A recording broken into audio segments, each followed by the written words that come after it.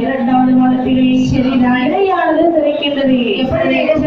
அதாவது அண்ணன் வச்சு அடிக்கிறதுல ஒடுக்கின் இடை மாதிரி இடையானது சிறைக்கின்றது.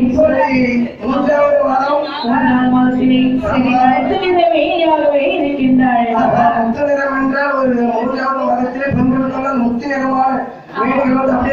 மேனியெல்லாம் முத்துப்பத்தான் உயர்த்து கொண்டது. ஐயோ இல்லையா, முத்துமுத்தனா வியர்வையுடைய வளைந்து வளையுது. உங்க மாமியார் மாசம் வருந்தாங்களா? இந்த உங்க மாமனாருக்கு வேற வேலை இல்லையாதா? ஐயோ பாருங்க. சரி நான்காவது மாதத்திலே நாகப்பழ வேலையாகவே இருக்கின்றார். ஐந்தாவது மாதத்திலே அறவையில் பிறந்திருக்கின்றார். அதாவது அப்பா எவ்வளவுதான் ஓடி ஓடி மறைச்சாலும் பக்கத்து வீட்டுக்காரங்க ஓடி வந்து கண்டுபிடிச்சிருவாங்க. கண்டிப்பா எவ்வளவுதான் ஓடி ஓடி வளர்த்தாலும் உங்களுக்கு வயது எவ்வளவு வெறுத்துட்டு போதோ மாதிரி அம்மாவுக்கும் வெறுத்துட்டு போகுது.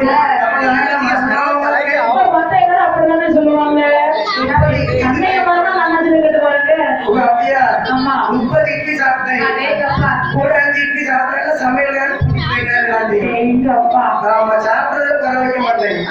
அதான் வீங்கிட்டு போகிறதே தெரியுது. தம்பி சாப்பிட்டு சாப்பிட்டுதான் எப்படி இருக்கான்? அப்படியா? காலையில எத்தனை இட்லி ஏத்தனா? 5 இட்லி தான் தின்னுருக்கான். எவ்வளவு வண்ணதுக்கு உடம்பு வர மாட்டேங்கி. உடம்பு கோயில வர்றதுக்கு முடியல. கதை பத்த மாட்டேங்குது. ஒரு கஷ்டம் 10 நாள் கூட்டிட்டு வந்திருக்கையா வாசல் இடிக்கிறதுக்கு. எங்க ஊர்ல இருக்காங்க.